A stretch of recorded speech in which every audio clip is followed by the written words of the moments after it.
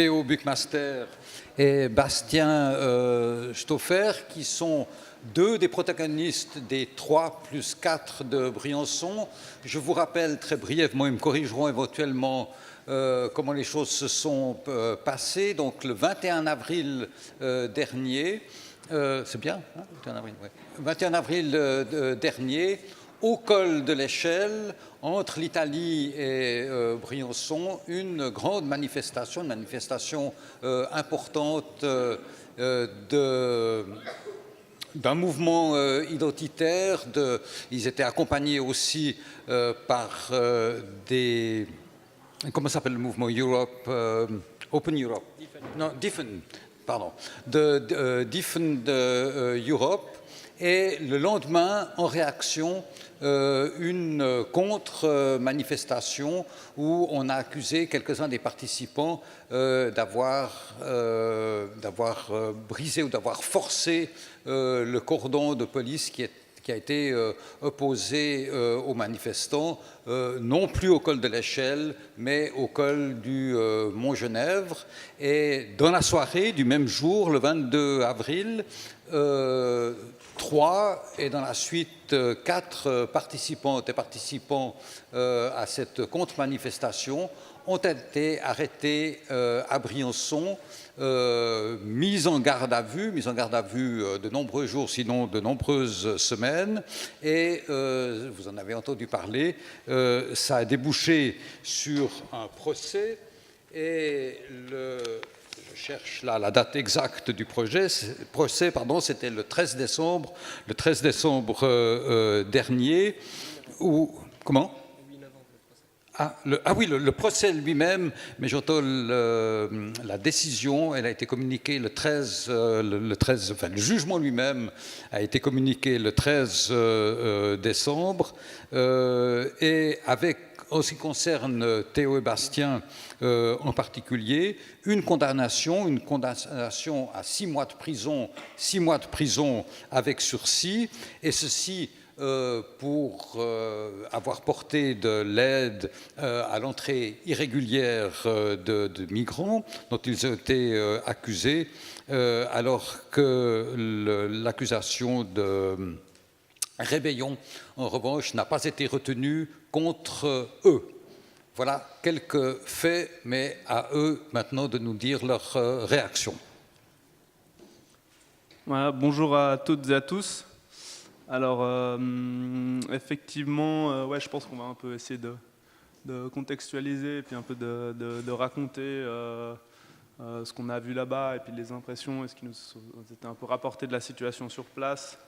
Et après, un peu vous expliquer plus précisément comment ça s'est passé et puis un peu après nos impressions et réflexions par rapport à tout ça. Vous dire aussi que voilà, c'est nous deux, ça concerne, enfin, c'est aussi en partie notre opinion. On était 7 dans cette histoire et que nous aussi, on est arrivé un peu là-bas et on s'est fait un peu embarquer dans cette histoire de manière subie, un peu par hasard en quelque sorte. On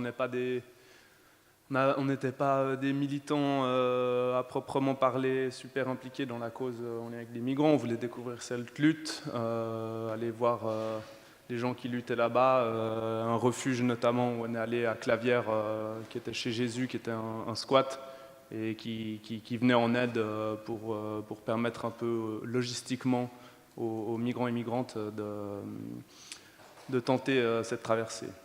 Donc voilà.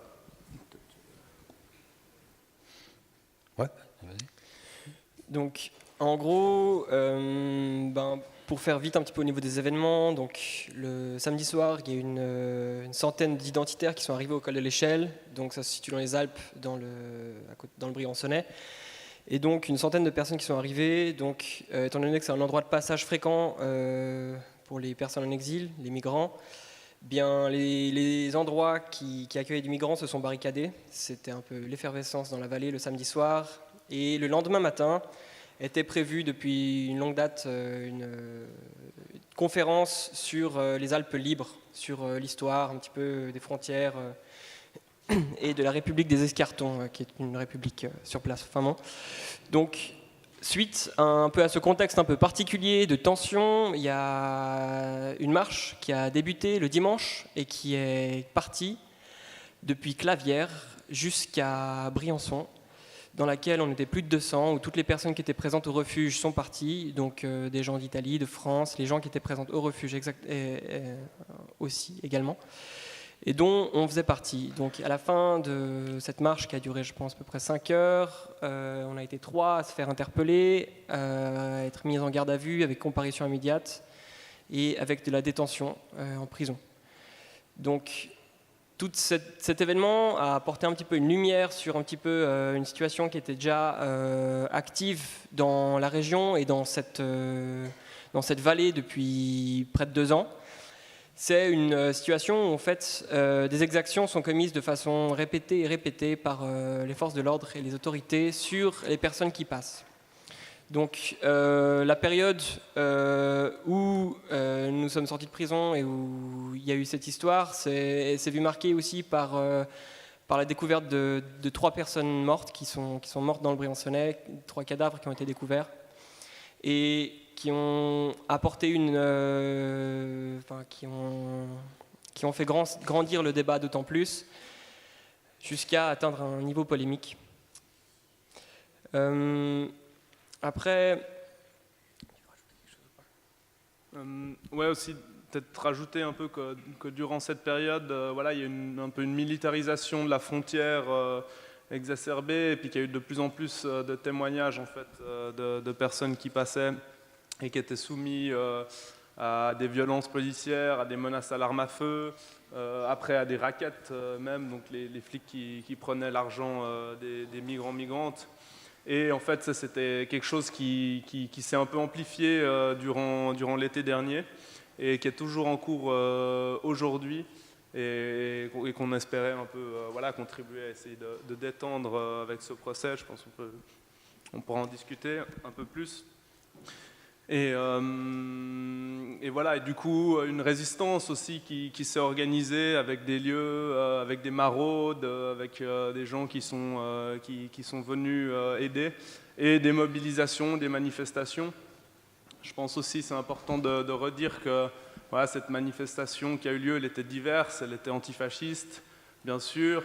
Elle était aussi pour se mobiliser et mettre le doigt sur la militarisation de la frontière, et aussi plus généralement des gens qui questionnent la question de la frontière et de tout le système politique et économique qui l'entoure. Et je pense que ça, c'est quelque chose aussi qu'on a essayé d'une manière ou d'une autre de continuer à relever dans le processus dans lequel on était. Oui, donc suite à ça, il y a eu 4 procès. Et dans un premier temps, on avait décidé de pas parler à la presse du tout, dans le sens où on ne se sentait pas du tout légitime de parler à la presse, étant donné qu'on est allé là-bas un peu comme des touristes, et puis qu'on s'est fait prendre comme ça. Et en fait, petit à petit, on a adopté, juste avant le procès du 31 mai, on a décidé d'adopter d'un positionnement où on pouvait dénoncer et essayer de parler de la situation sur place et d'essayer de visibiliser la situation sur place. Donc ça, c'est un objectif qui a relativement bien marché, dans le sens où cette histoire à Briançon a fait beaucoup de bruit. Malheureusement, dans les faits, la situation n'a pas du tout changé. Beaucoup de gens passent encore. La répression est toujours aussi forte. Suite à notre condamnation, les personnes qui viennent en aide sont toujours criminalisées, tout comme le sont les personnes qui passent. Les conditions sont toujours aussi difficiles. Un cadavre a été de nouveau retrouvé, une personne est décédée en février dernier. Et malgré le fait, il y a eu ce refuge qui a été fermé aussi avec une polémique entre les gouvernements italiens et français, dû au fait que les autorités françaises sur place pratiquaient une procédure très contestée et illégale, qui est en fait, plutôt que d'accepter les demandes d'asile ou de prendre en considération les demandes des gens qui passent la frontière, les séquestraient un moment et les ramenaient du côté italien à la frontière. Donc ça a été filmé par un ou une habitante de Clavière et cette vidéo a été postée et est arrivée jusqu'aux oreilles de Matteo Salvini qui a créé toute une polémique. Et à cette réaction, il a dépêché toute une brigade à la frontière franco-italienne du côté italien pour empêcher les autorités françaises de déposer des migrants de leur côté. Donc ça a créé une militarisation de la frontière et une mobilisation à la frontière de la part des forces de l'ordre d'autant plus intense. Ce refuge chez Jésus a été fermé, qui se situait juste à la frontière, à 20-30 mètres de la frontière.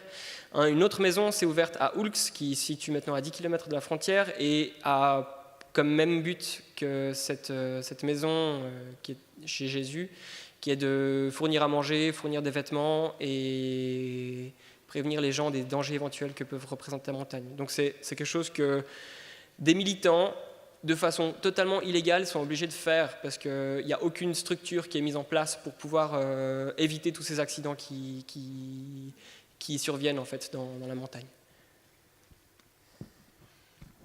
Voilà, après, en cours de route, il y a eu le 31... Ça a été renvoyé un peu au Conseil constitutionnel, dont Camille Dlanafé a parlé. Suite à ça, le procureur a décidé de convoquer 4 nouvelles personnes. Donc il s'est bien rendu compte que nous accusait, nous, 2 Suisses qui venaient comme ça, une Italienne, de bande organisée. Par rapport à ça, c'était un peu invraisemblable. Après, ils ont ciblé un peu 4 personnes de la région, militantes, un peu pour essayer de casser aussi cet élan de solidarité qui existait. Et du coup, on s'est retrouvé à 7 pour le procès qui a lieu le 8 novembre. Entre-temps et jusqu'à maintenant, il y a encore de nouvelles personnes qui se sont fait inculper en marge de cette frontière, en marge du délit d'aide à l'entrée, délit de solidarité de manière plus générale. Voilà. Après, je pense, pour parler un peu du procès, peut-être plus précisément, tu veux... Ouais. On va pas faire très long, mais donc le procès, il y a eu plus de 2000 personnes qui sont venues soutenir ce procès à Gap. Ça a mis la ville assez sous tension, et malgré le procès qui a duré plus de 17 heures et qui a mobilisé énormément de monde et qui fait beaucoup de bruit, les réquisitions du procureur ont été répétées et acceptées à l'intégralité par les juges. Donc, en face de nous, les autorités ont eu aucune compréhension vis-à-vis du contexte. C'était une volonté absolument de se baser sur les faits, que ça n'avait rien à voir avec le contexte sur place. On a été considéré comme comme une bande organisée, comme une façon de faire passer des migrants pour nos propres intérêts, sans prendre en considération le contexte très très préoccupant qu'il y avait dans la vallée. Et je voulais revenir un petit peu sur sur un peu une ambiguïté qui est à la base un petit peu de ces arrestations sur place dans la vallée. C'est un petit peu le fait que un communiqué de presse est sorti récemment encore par le procureur de Gap, sur le sens où il dit que jamais il a utilisé le mot jamais il ne poursuivra quelqu'un qui porte secours à quelqu'un qui est en danger dans la montagne. Par contre, il arrêtera et condamnera des personnes qui, par aide indirecte, aident quelqu'un à passer la frontière. Et ça a été dit récemment, tout à l'heure, mais la frontière n'est pas une ligne, la frontière c'est une surface. Et ce que ça veut dire, c'est que si on est vu à côté d'une personne sans papier entre Montgenèvre et Briançon, qui est une distance d'au moins 10 km, on peut être poursuivi pour avoir porté une aide indirecte au passage de la frontière. Donc c'est une aberration sans nom, et c'est ce qui est en train de se mettre, qui est en place toujours à la frontière franco-italienne. Moi, je voulais encore rajouter autre chose, c'est par rapport un peu à peut-être un bilan qu'on pourrait faire à rebours de comment tout ça, ça a été traduit juridiquement, médiatiquement, sur le terrain, et aussi quel discours on a essayé de porter. Il y avait un peu deux axes principaux. Il y avait l'idée de vraiment dénoncer concrètement les exactions, ce qui se passait à la frontière, pour les mettre en lumière et pour les dénoncer en espérant qu'il y ait une situation qui s'améliore d'une certaine manière, et aussi une volonté de contextualiser ça de manière plus large, d'essayer de montrer que la migration ne vient pas de nulle part, voilà, qu'il y a des causes à tout ça. Et en fait, ce qu'on s'est un peu rendu compte, justement, enfin, comme Théo l'a déjà dit, c'est qu'il y avait une incapacité du monde juridique d'écouter ça. La traduction médiatique qui en a été faite a été pour nous totalement biaisée. Et en fait, il y a un peu ce phénomène où on a l'impression, en tout cas à titre personnel, de se faire un peu en quelque sorte, de ne pas avoir notre mot à dire, et de perdre un peu notre autonomie en quelque sorte dans le processus dans lequel on est, notamment aussi par la taille et l'enjeu qu'il a pris, par le discours qui peut être porté par différentes personnes ou par des associations ou autres. Et puis il a été relevé aussi souvent aujourd'hui l'importance de dénoncer les causes, l'importance d'aller plus loin, l'importance de montrer qu'il y a des inégalités qui amènent tout ça, qu'il y a des destructions, des exploitations qui existent. Et ça, on va dire qu'on a été un peu déçus. Et je pense que c'est un peu une question que peut-être on peut un peu poser pour aussi, et qu'on se pose en fait nous-mêmes, et qu'on peut poser un peu peut-être aussi par la suite aux intervenantes, c'est quel discours on doit porter.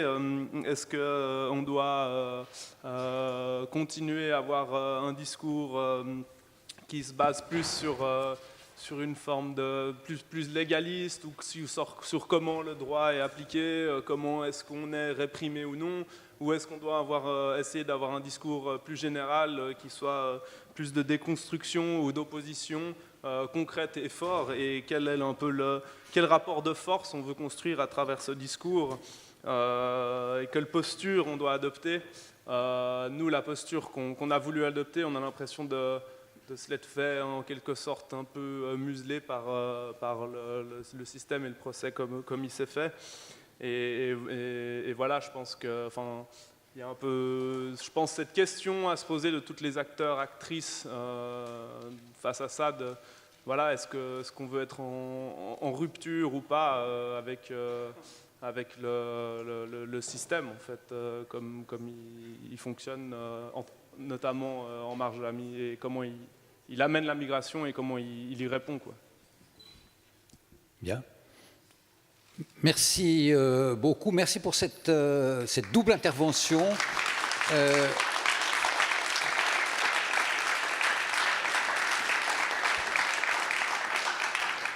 Qui a fort bien montré les différents enjeux. Et ils sont vraiment d'ordre très différent, les différents enjeux politiques d'une action qui, à première vue, pourrait paraître comme purement humanitaire, et ici, en particulier, face à Génération Identitaire, face à des mouvements comme Defend Europe. Et qui dit ces mouvements dit aussi Lega du côté italien et naturellement Front National du côté français. Donc là, les applications sont extrêmement importantes. Est-ce que vous avez peut-être encore, il y aurait peut-être encore la place pour une question à poser à Théo et Bastien, ou Bastien et Théo? Est-ce que c'est le cas? Qui est-ce qui veut intervenir? Ce n'est pas le cas.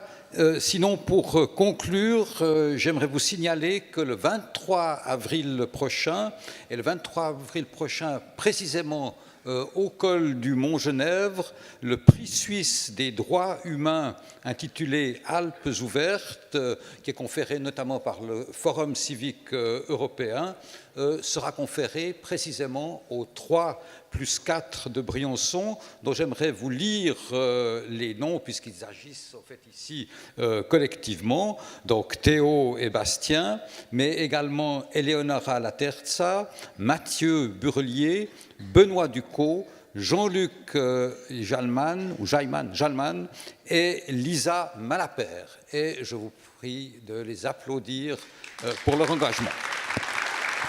La participation.